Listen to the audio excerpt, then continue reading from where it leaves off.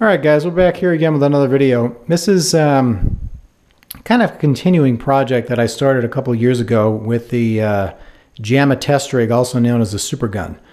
So you can see my desktop here is a lot cleaner than, well, not cleaner, just a lot more room than it normally has. And the reason for that is you'll notice there's another LCD screen over there. This is my computer where I burn the chips and whatever else I need to do out in the garage here. But traditionally I had a 13-inch Wells Gardner arcade monitor in there, which now is up here in the closet. You can see it right there. And the reason it's up there is because I'm going to use that for another project. I'll get to that at a later date. But I bought one of these arcade adapters, one of these conversion adapters that where basically you plug in, your PCB to your, edge connector here. And then you would use the VGA connector to plug into this board, and that in turn would convert the signal so you could watch it on an LCD screen.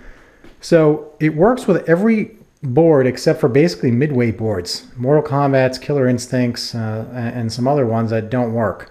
So your MK Arcade source recently told me that instead of going and buying a special LCD arcade, a monitor that does VGA, CGA, and all that stuff, just buy one of these new adapters that Jamma Boards has.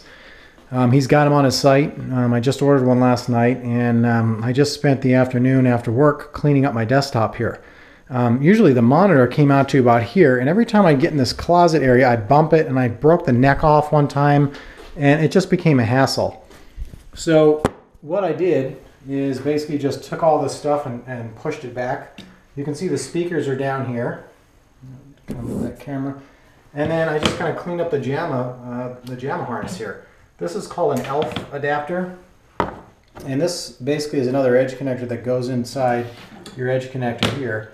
And then it has different little prongs on here that you can attach different things to supply power, red, green, blue, black sync, and some other things here for player 1 and player 2.